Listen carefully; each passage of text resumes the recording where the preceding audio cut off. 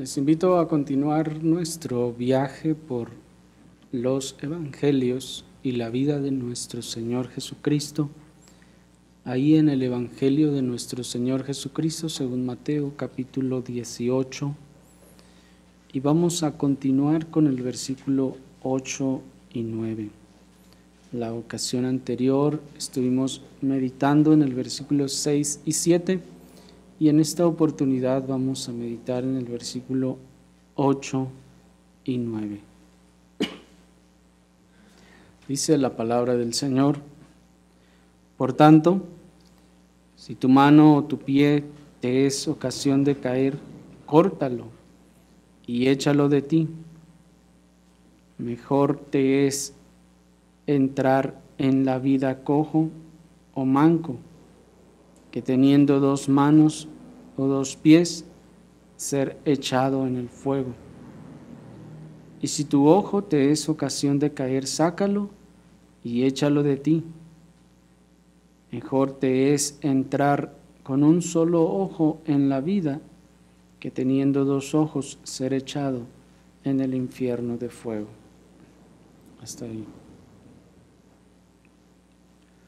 La conexión, hermanos, de este versículo con los anteriores es muy clara. Comienza diciendo, por tanto. Ya desde allí nos está diciendo que nuestro pasaje que acabamos de leer está íntimamente conectado con los versículos anteriores. Estos versículos en donde nos decía que cualquiera que haga tropezar a alguno de estos pequeños que creen en mí, mejor le fuera que se colgase al cuello una piedra de molino de asno y se hundiese en lo profundo del mar. Y luego nos dice, por tanto, si tu mano o tu pie te es ocasión de caer. Así que nuestro pasaje no ha cambiado de tema, sigue hablando del mismo tema, que como vimos la ocasión anterior, son las causas u ocasiones de tropiezo, ¿sí? Así que, hermanos, vamos a tratar de encontrar el significado de estas palabras, de estos dos versículos, en esta oportunidad. Y vamos a ver primeramente, hermanos, el sentido en el que estas palabras están dichas, el sentido del pasaje. Después les voy a invitar a que veamos el significado del pasaje para al final ver el reflejo, o lo que hemos llamado el reflejo de la desobediencia. ¿Por qué es necesario ver el sentido del pasaje primero? Porque, hermanos, este pasaje ha sido objeto de confusión a lo largo de la historia y principalmente entre los que poco se dan al serio estudio y profundo de la doctrina bíblica e histórica. Entre aquellos que se hacen sus propios intérpretes de los pasajes bíblicos, ha habido mucha confusión sobre el sentido de este versículo. Y se sabe que algunos han enseñado y predicado una interpretación literal de las palabras de nuestro pasaje, como que si nuestro Señor Jesucristo estuviera alentando que nosotros mutiláramos nuestro cuerpo cuando nos es ocasión del pecado. Y ciertamente a lo largo de la historia muchos han intentado hacerlo de forma literal en una interpretación literal de este pasaje.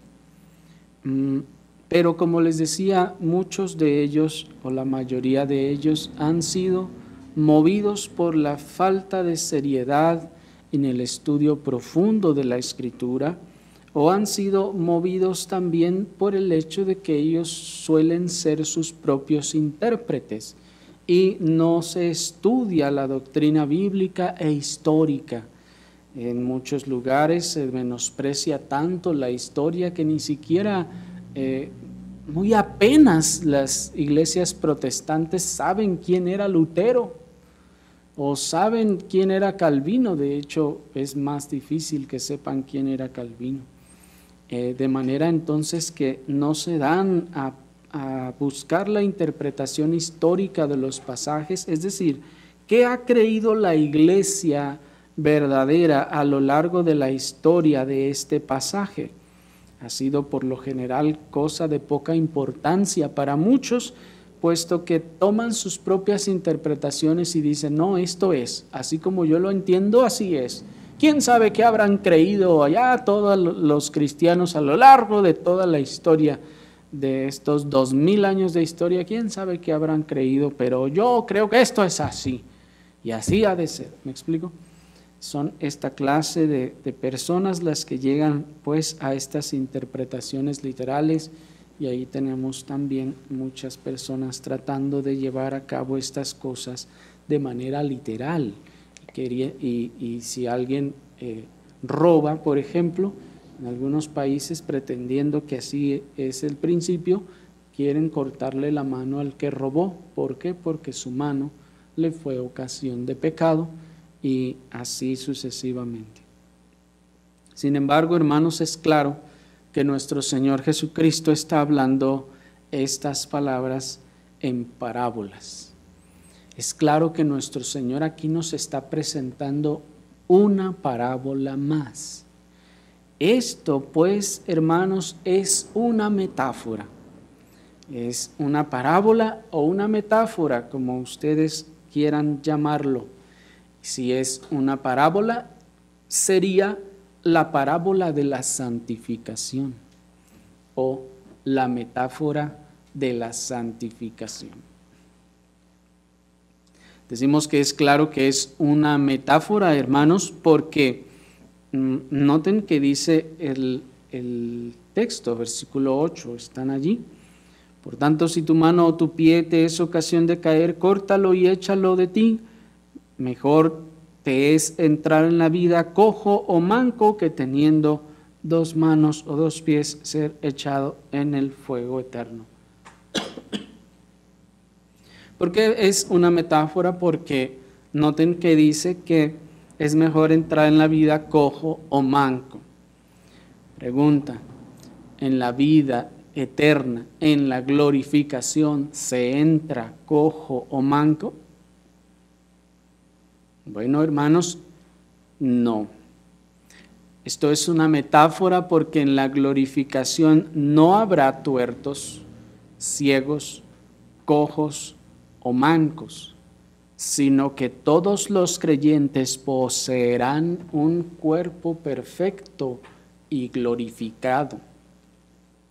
Pues en la resurrección, hermanos, en la resurrección de los muertos, alguien se ha preguntado, ¿y qué pasa de, como por ejemplo, aquel William Wallace, que lo cortaron en pedazos y mandaron un pedazo a cada lugar de diferentes lados de aquella gran isla? ¿Cómo va a ser eso entonces en la resurrección si todas las partes están, ¿cómo se dice?, dispersas por todas partes?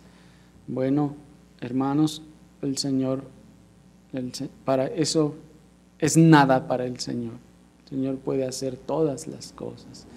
Y alguien ha dicho, no, todavía algo más difícil. ¿Qué pasa con aquellos que se hundieron en el Titanic y quedaron ahí atrapados y se murieron, y ahí el agua los disolvió completamente y pues están disueltos en el agua? ¿Cómo va en la resurrección el Señor a juntar todo eso otra vez? Bueno, hermanos, para el Señor eso no es nada difícil. Para nosotros es algo imposible.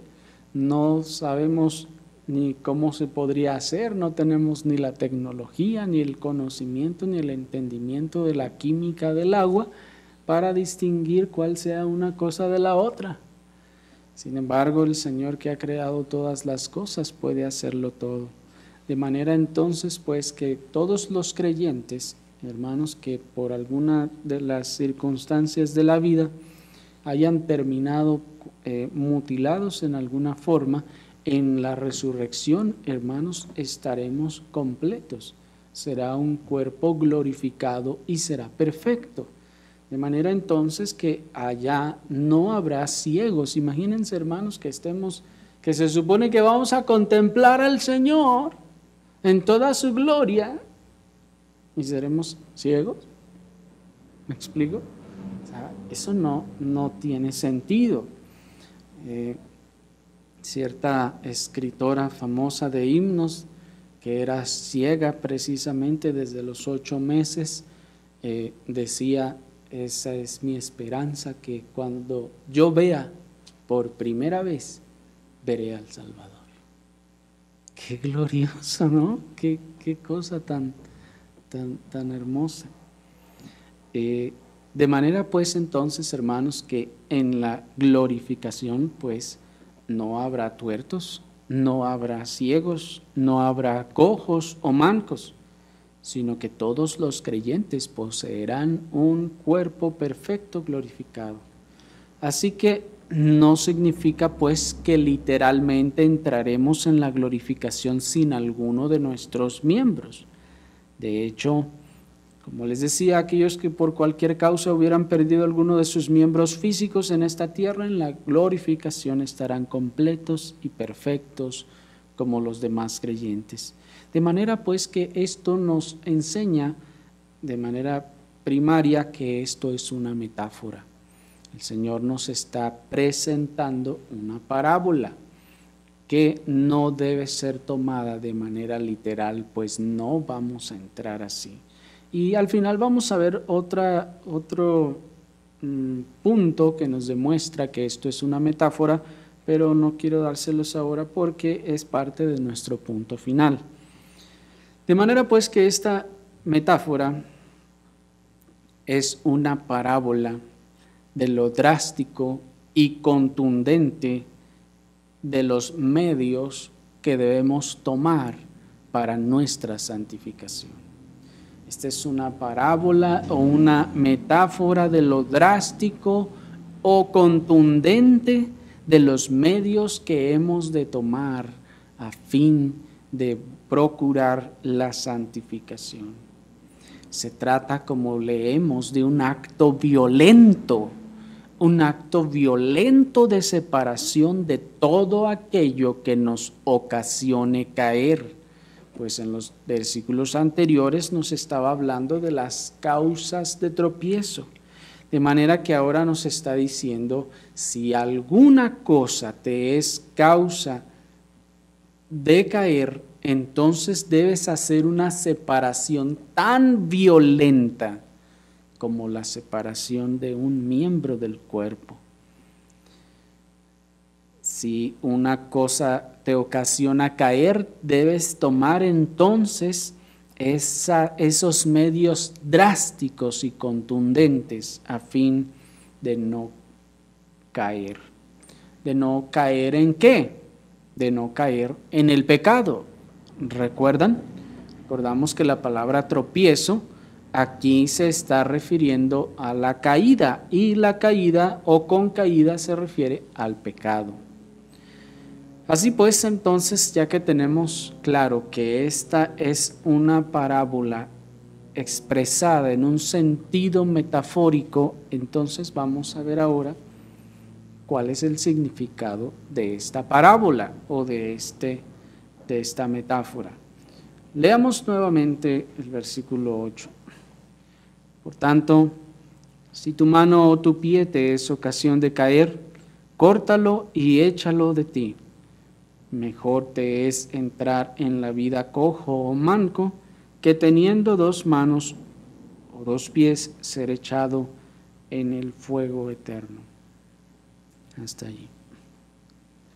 Como ya vimos, pues entonces aquí se nos presenta una metáfora del determinado y drástico camino a la santificación.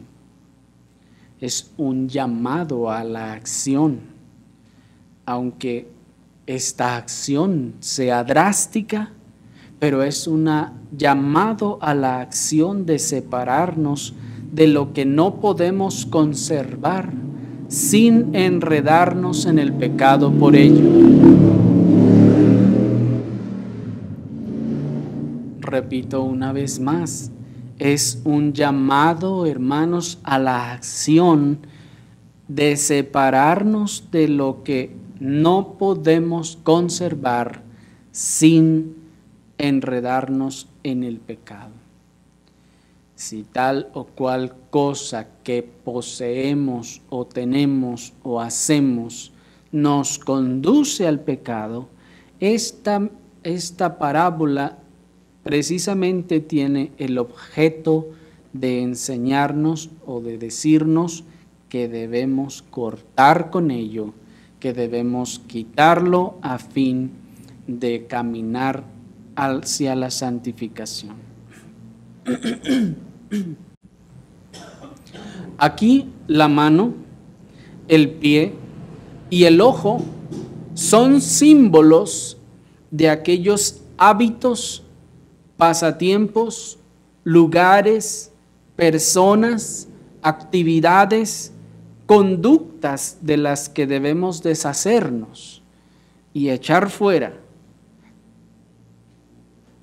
Símbolos de nuestros pasatiempos, lugares, personas, actividades o conductas de las que nos debemos separar a fin de que no sigan siendo la causa de nuestro pecado. Un ojo puede ser un pasatiempo o un lugar o una persona. Un pie puede ser una actividad, un pasatiempo o una conducta. Una mano puede ser alguna actividad, algún pasatiempo, alguna conducta que nosotros estemos teniendo o tomando y nos está conduciendo al pecado. No debemos pensar aquí que se nos llama sola y necesariamente a deshacernos de pecados groseros y ya, sino que si se dan cuenta el enfoque de nuestro texto, hermanos, son todas aquellas cosas que nos conducen al pecado. Y aun si éstas fuesen legítimas en sí mismas. Este texto muchas veces se ha usado debido a lo drástico de las palabras del texto para decir, miren aquí cómo el Señor está diciendo que te deshagas de ese pecado grosero y malvado. No, sí, bueno, debemos deshacernos de ese pecado grosero y malvado. Sin embargo, hermanos, el sentido de esta metáfora y de esta parábola no es deshacernos del pecado en sí, sino de los medios que nos conducen al pecado. ¿Me explico? Pues en este caso, la mano, el pie o el ojo son la ocasión, son el medio que nos lleva al pecado. Y noten una característica también importante del texto, que tanto la mano, el pie y el ojo son miembros necesarios de nuestro cuerpo y son cosas que por sí mismas no son pecaminosas. Pueden prestarse tanto para el bien como para el mal. ¿Están siguiendo? Son cosas que son en sí mismas legítimas. ¿Es malo poseer una mano? Claramente no lo es. ¿Es malo poseer los dos pies? Claramente no lo es. Sin embargo, nos está diciendo entonces, aunque no es malo, tal como dijimos, tal hábito, tal pasatiempo, tal lugar, tal persona o tal actividad, aunque no sea malo en sí mismo, si te conduce al pecado, tienes que cortarlo. ¿Sí? Esa es la enseñanza general en este caso de este pasaje.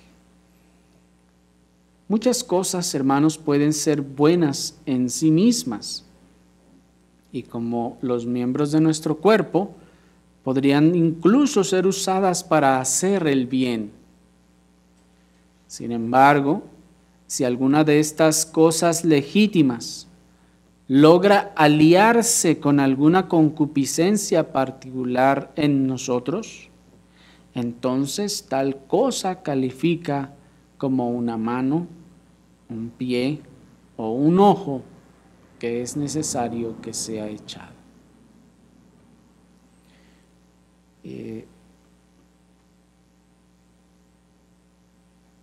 Les decía pues que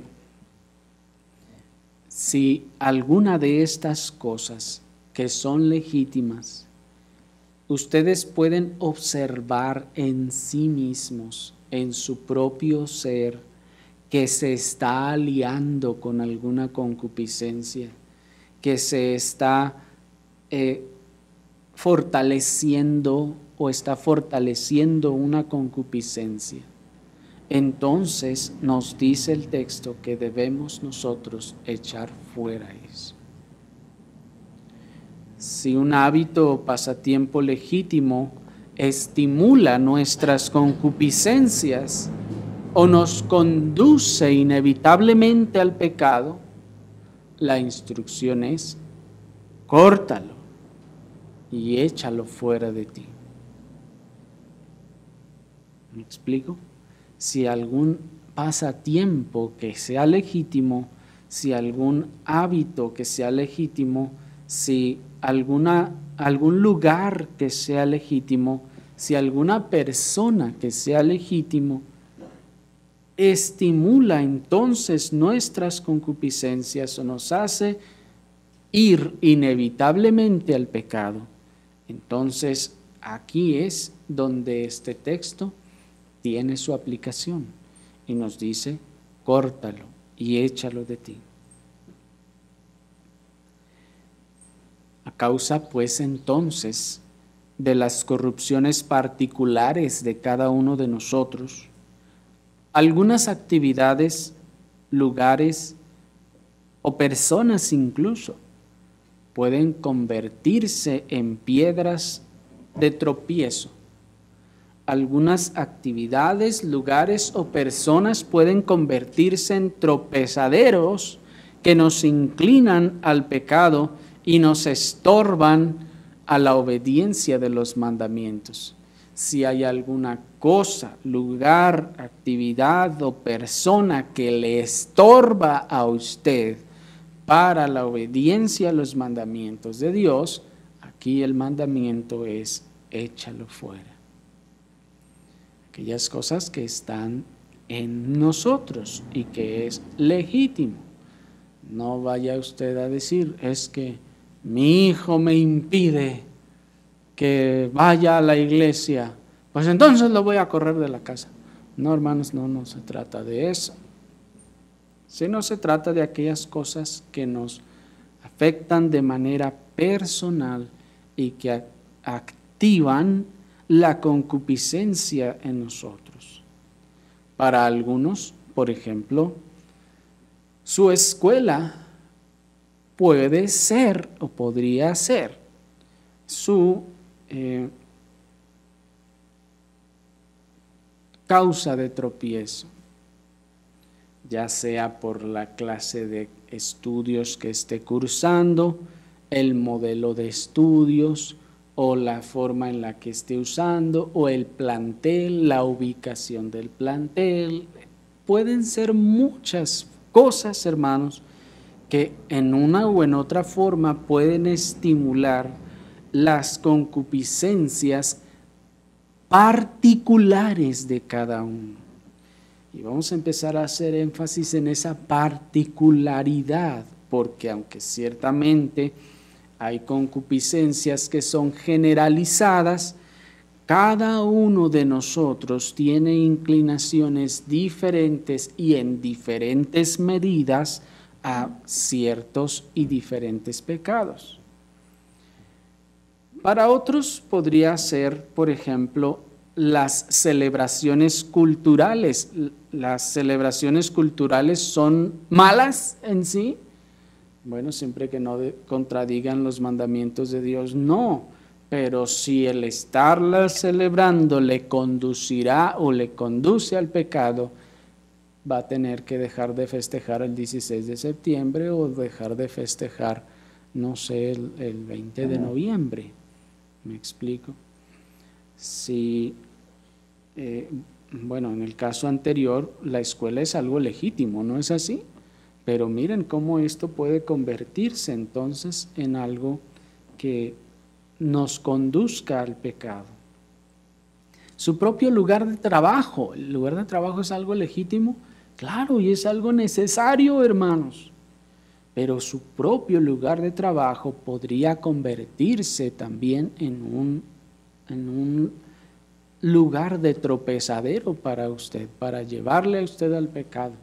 Si, por ejemplo, digamos que usted en su vida pasada fue un borracho y el Señor lo rescató, y entonces todos sus compañeros en su lugar de trabajo son una bola de borrachos, todos los días están yendo, tomando y lo invitan todos los días y entonces usted está allí en un lugar que puede ser ocasión de pecado. Y si para acabarla trabaja en la cervecería, hermanos, pues imagínense, ¿no?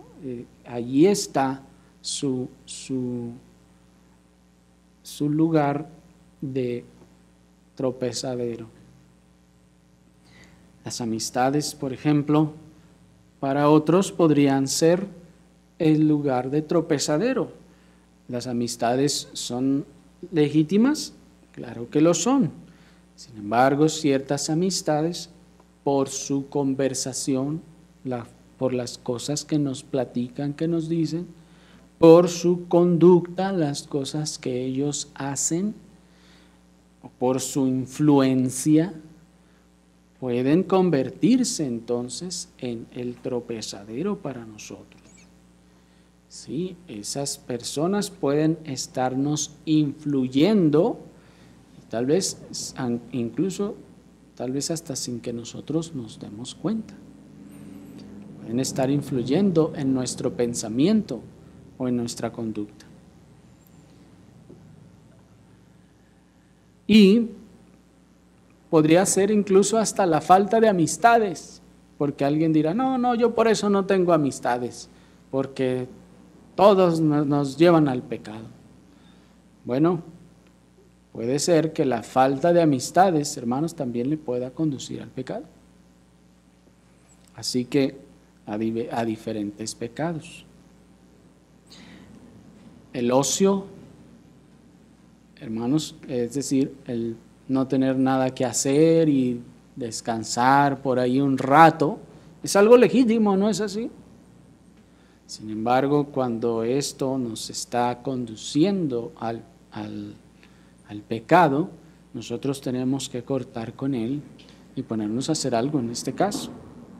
El Internet, por ejemplo, también es una herramienta legítima que puede ser usada para el bien, incluso.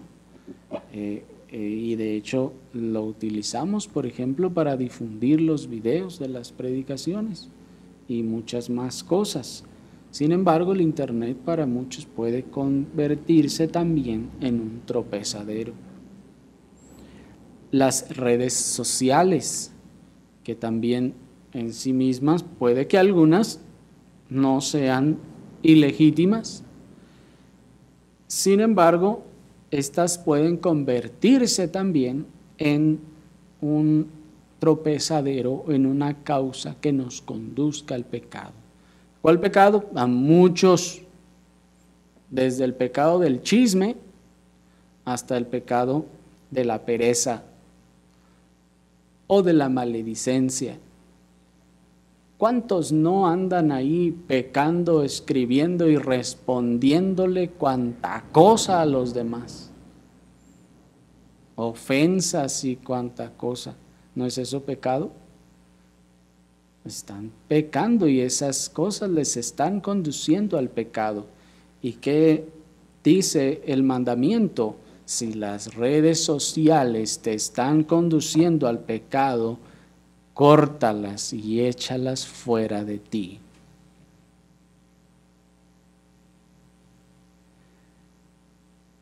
Incluso también ciertas aplicaciones de nuestros teléfonos pueden estarnos conduciendo, hermanos, a conductas pecaminosas o al pecado en sí. Y aunque las aplicaciones son útiles para una u otra cosa, pueden también, hermanos, estarnos llevando al pecado. La televisión es algo pecaminoso en sí mismo. Hay muchas personas que lo consideran así. Sin embargo, la televisión no es pecaminosa en sí misma. Bien puede ser usada para el bien o para el mal. Para algunos, entonces, tendrán que evaluar su propia conducta y sus inclinaciones y debilidades pecaminosas. Para otros no será la televisión en sí misma, sino ciertos programas de televisión o las novelas, que, dicho sea de paso, como sabemos, es no es que la novela sea mala por sí misma, sino que allí le están vertiendo toda la ideología del mundo en las novelas, y por lo general, hermanos, son historias que están exaltando el pecado o están normalizando el pecado, diciendo que todo esto es normal, y nos generan expectativas de la vida que no son bíblicas. Los deportes, ¿son malos los deportes? Podemos decir que en general no. Los pseudodeportes sí, pero ¿pueden los deportes ser entonces el ojo o la mano de alguien que debe quitárselos? Bueno, si todo el tiempo está pensando en los deportes, siguiendo los deportes, y resulta que está esperando llegar a su casa para ir a ver los resultados de quién ganó y quién perdió, y anda en todas estas cosas, entonces eso puede estarle conduciendo al pecado. Para otros, ver o seguir ciertos deportes también pueden estar conduciendo al pecado. Por ejemplo, el hecho de estar haciendo el ejercicio o el deporte. ¿Hacer ejercicio es malo? ¿Hacer deporte es malo? Pero eso, aunque sea legítimo, puede convertirse, hermanos, en una acción, actividad o pasatiempo que nos conduzca al pecado. Los que hacen ejercicio, por ejemplo, que tienen que ir al gimnasio ese donde todo mundo va, válgame la expresión, en paños menores, y pues dicen, no, pues yo hago ejercicio, es legítimo hacer ejercicio, ¿no? Sí, pero ahí ya no. ¿Sí me explico? Así que va a tener que o dejar de hacer ejercicio o hacerlo en su casa, ¿me explico? ¿El deporte es malo? No, no es malo en sí mismo. ¿Puede el deporte conducirme al pecado? Sí, puede conducirme. De hecho, por ejemplo, si soy parte de un equipo de fútbol y resulta que les encanta ir a jugar los domingos, por ejemplo, o si digamos que este equipo es un equipo cristiano que no juega los domingos, nada más juega los sábados. Pero en cada partido se agarra gritándole a todo mundo y se agarra casi a los golpes con aquel otro y con el contrincante. ¿No le está llevando eso al pecado? Tiene que cortar con el fútbol en ese caso, tiene que arrancarse el pie que le está conduciendo al pecado. ¿Me están siguiendo? Y una larga lista, hermanos, de ejemplos que podríamos seguir citando hasta consumir todo el tiempo. Sin embargo, veamos con solo estos ejemplos cómo cosas, hermanos, que son legítimas en sí mismas o no son malas en sí mismas, pueden convertirse en medios que nos conducen al pecado. Cada una de estas cosas que mencionamos, por ejemplo, se convierten en puentes que nos conducen al pecado y los que nos es necesario romper a fin de evitar el pecado. Nuestro Señor Jesucristo nos dice que es mejor ir al cielo entonces. ¿Cómo dice? Entrar en la vida cojo o manco. ¿Qué significa eso? Lo que nos está diciendo es que será mejor ir al cielo sin haber disfrutado de algunas o muchas de estas cosas legítimas que nos conducían a pecar, que disfrutarlas aquí sin restricción y luego perderse eternamente. ¿Me explico? Ese es el sentido del versículo, de que mejor es entrar cojo, manco o tuerto en la vida. El Señor está diciendo, es mejor que cuando llegues al cielo hayas llegado sin haber disfrutado de algunas o de muchas cosas que son legítimas en sí mismas y que no son malas en sí mismas, pero a ti en una forma muy particular te inclinaban al pecado y que tú tuviste que cortar y que tuviste que abstenerte de disfrutar en esta tierra, que no poner ningún freno y disfrutar de todo, porque pues para eso estamos en esta tierra, dicen algunos, y al final perderse eternamente.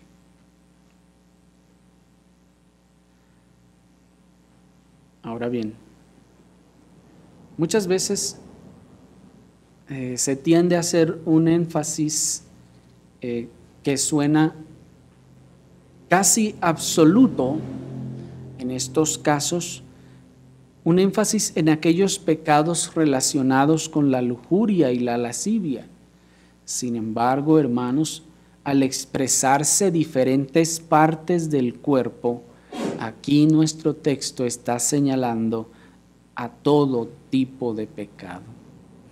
Por lo general, pues, cuando se toman estos versículos, se hace un énfasis en los pecados de la lujuria y de la lascivia, y no significa que no están incluidos.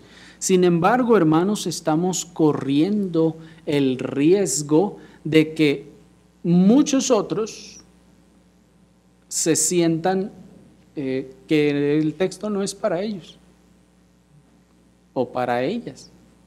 ¿Me explico? Las mujeres podrán pensar, eso es de la lujuria, eso es para los hombres. Nosotros no nos preocupamos. No. Noten que el texto nos está hablando de la mano y nos está hablando del pie y nos está hablando del ojo, lo que implica entonces todo género de pecado. No solamente un solo tipo de pecado, sino todo género de pecado, como los ejemplos que estuvimos viendo nos lo expresan. Estamos hablando desde el pecado del orgullo, pasando por la vanidad, por la vanagloria, el pecado de la rebeldía, el pecado de la venganza, el pecado de la pereza, el pecado del robo, el pecado de la avaricia, el pecado de los pleitos, el pecado de las rencillas y toda desobediencia a los mandamientos de Dios. No solo a un aspecto en particular. Así que ninguno de ustedes cometa el error de pensar que esto se refiere a un solo género de pecados en particular. Y se expresan también los miembros de nuestro cuerpo para enfatizar lo personal de la situación. El amor nuestro por tales cosas particulares nuestras, de nuestras corrupciones individuales y el nivel de cercanía de estos enemigos particulares de cada uno. Porque el Señor no dice, si tu saco te es ocasión de caer, quítatelo. No, no dice así. Noten que no está hablando de algo que es externo a mí, sino algo que es muy mío. ¿Se dan cuenta? Que algo que es muy particular, que me pertenece solo a mí. Lo que nos está enfatizando entonces lo personal de ese pecado, lo personal de esa concupiscencia, lo personal de esas inclinaciones pecaminosas. De manera entonces que ya que estamos hablando de estas inclinaciones pecaminosas, noten que aquí ya no estamos hablando ni del diablo.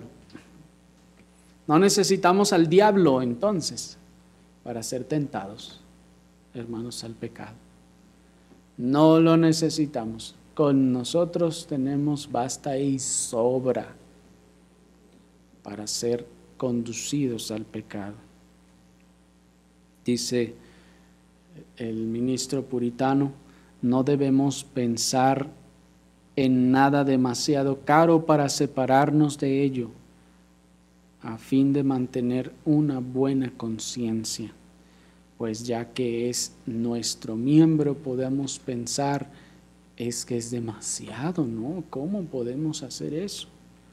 Sin embargo, si es lo que nos está conduciendo al pecado, debemos entonces actuar.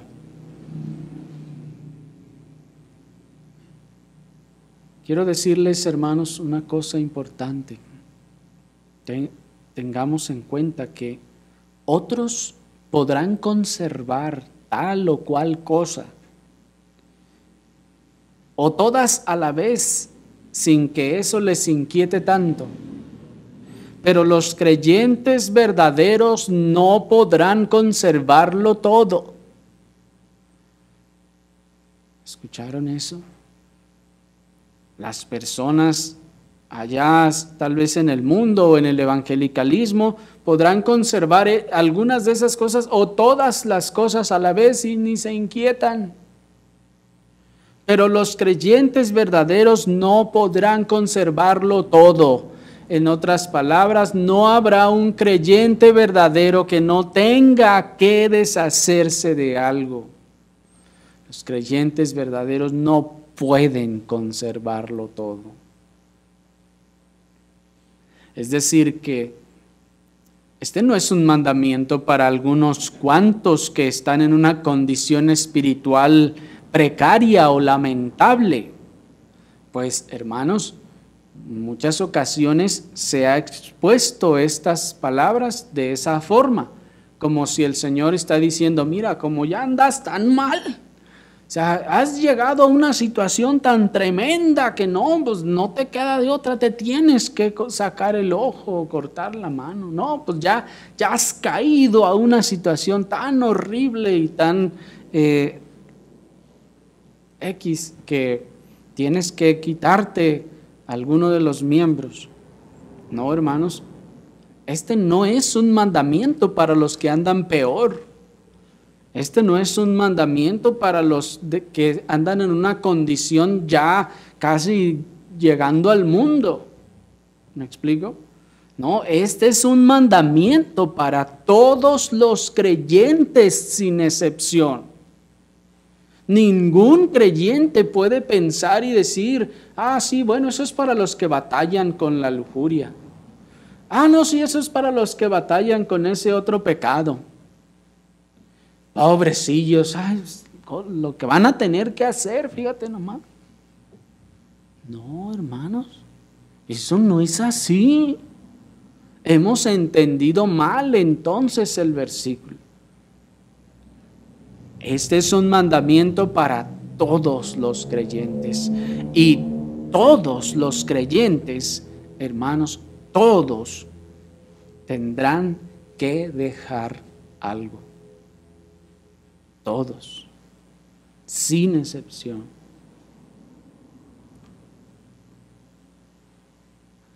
No debemos entonces caer en la torpeza de pensar que nosotros no entramos en esta categoría. No No debemos cometer esa torpeza de pensar que esto es para aquellos que están siendo muy arrastrados en el pecado y como nosotros no tanto, pues aquellos que sí, ellos que se arranquen el ojo o la mano. No, hermanos. No hay creyente verdadero completo en ese sentido. No existe creyente verdadero completo en ese sentido. Es decir, que no haya tenido que arrojar al abismo algún placer o pasatiempo legítimo a fin de combatir la corrupción de su propio corazón que le conducía al pecado. Y en ese sentido, hermanos, siguiendo la metáfora del Señor, todos los que entren en la vida serán o cojos, o ciegos, o mancos, o lo que sea. Todos. No habrá uno que entre completo. No existe. ¿Me están siguiendo? Es importante que entendamos esto, pues no se está tratando de aquel que está en una peor condición, sino se está tratando de todos los creyentes. Todos a una tendrán que hacer esos sacrificios. Unos será el ojo, otros será la mano, otros será el pie, pero todos entraremos así al reino. Ninguno podrá entrar completo. Porque si pensamos que puede haber alguno o algunos que sí entrarán completos, entonces, hermanos, estamos echando por tierra toda la doctrina del hombre y del pecado.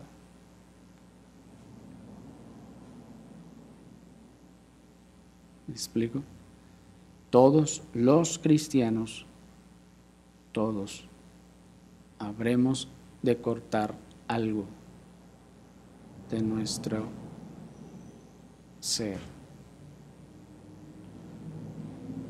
Así que todo creyente verdadero, varón o mujer, lleva en su cuerpo las cicatrices de algún ojo sacado, de algún oído arrancado, de alguna mano o algún pie que ha tenido que cortar a fin de mortificar su pecado.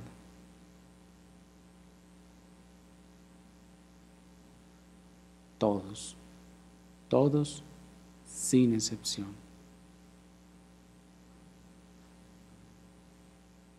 Porque por lo general pensábamos que los que tenían que hacer eso eran unos pocos, ¿no?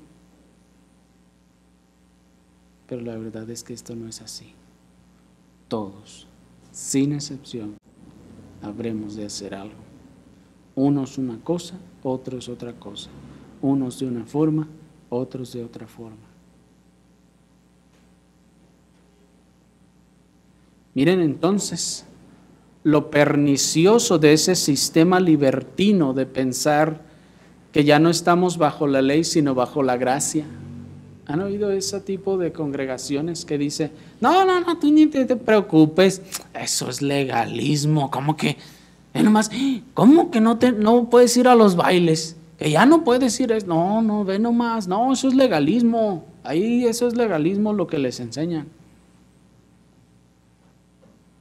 Ya no estamos bajo la ley, estamos bajo la gracia. Y como estamos bajo la gracia, estamos en el amor. No, esas cosas de aguantarte, de restringirte, no, de que eso fue del Antiguo Testamento, no, ahorita ya, nosotros ya no tenemos que andar así. ¿Se fijan lo pernicioso de esa situación? Porque si no se ha quitado nada, ¿qué es lo que va a pasar con el creyente que no se ha quitado nada? ¿Qué va a pasar? El texto dice que será arrojado al infierno. será arrojado al infierno. Si usted no se ha quitado nada, será arrojado al infierno.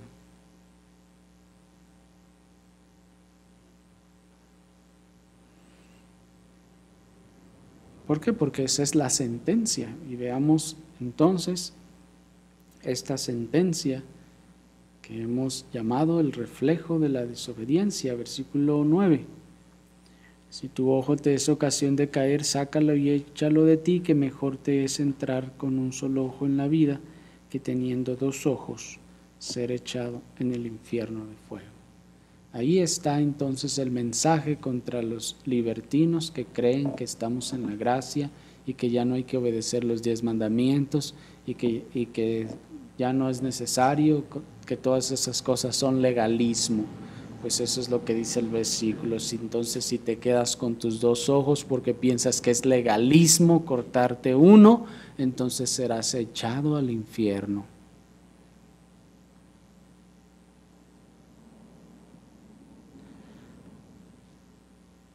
Ahora, ¿por qué dice que con los dos ojos ser echado al infierno de fuego?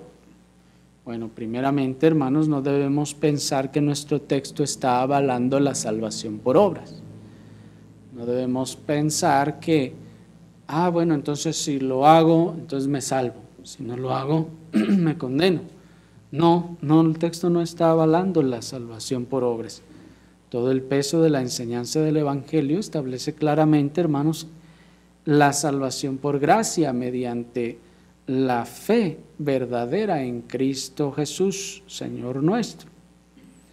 Pero entonces, ¿qué significan estas palabras? Sencillamente lo que el apóstol Pablo nos repite en Romanos 8:13, les leo: porque si vivís conforme a la carne, moriréis. Mas si por el Espíritu hacéis morir las obras de la carne, viviréis.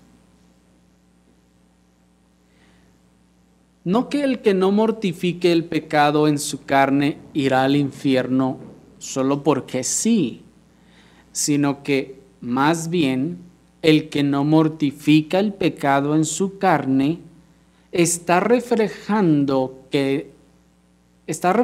la falta de Espíritu Santo, que no le está el Espíritu Santo capacitando para mortificar el pecado y no le está haciendo aborrecer el pecado. Pues dice el texto: si vivís conforme a la carne, moriréis. Mas si por el Espíritu, ¿se fijan? No dice, si vivís conforme a la carne, moriréis. Mas si vivís conforme al Espíritu, entonces iréis al cielo. No dice así, sino por el Espíritu hacéis morir. ¿Por qué? Porque no se trata de lo que yo haga, no se trata de mis propias fuerzas, sino se trata de la obra del Espíritu Santo en mi vida, que me lleva primeramente a aborrecer el pecado y en segundo lugar a tomar la determinación de deshacerme de aquellas cosas que me conducen a él. Y si hay una persona que no toma la determinación de deshacerse de esas cosas que le conducen al pecado, entonces lo que está haciendo, está demostrando, es que una, no aborrece el pecado, y dos, que el Espíritu de Dios no le está capacitando, fortaleciendo para obedecer este mandamiento. Si sus pecados son tan preciados para él o para ella que no quieren arrojarlos al abismo, ellos serán arrojados al infierno porque están demostrando que nunca hubo una obra de gracia que mortificara su pecado.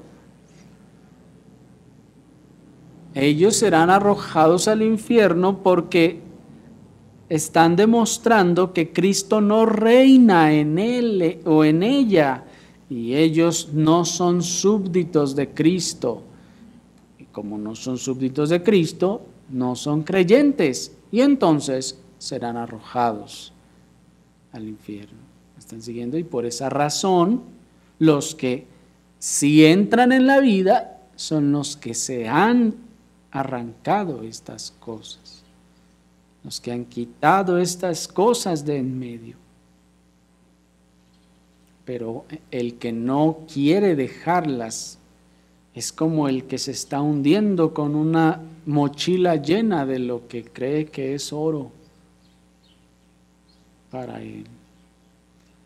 De hecho, se sabe que en la conquista de Tenochtitlan muchos de los, el primer asalto a la ciudad, muchos de los españoles se ahogaron en los lagos, no queriendo soltar todo el oro que llevaban. Pues lo mismo hace el que no quiere deshacerse de esas cosas que le conducen al pecado. Es como el que no quiere combatir y dar muerte a las polillas de su cabaña, porque se considera amigo de todos los animalitos. ¿Qué está haciendo? Al final está acabando su propia tumba. Así que, hermanos, esta es la enseñanza de este pasaje y este es el sentido del pasaje y la advertencia también que hace nuestro pasaje. Oremos, hermanos, al Señor.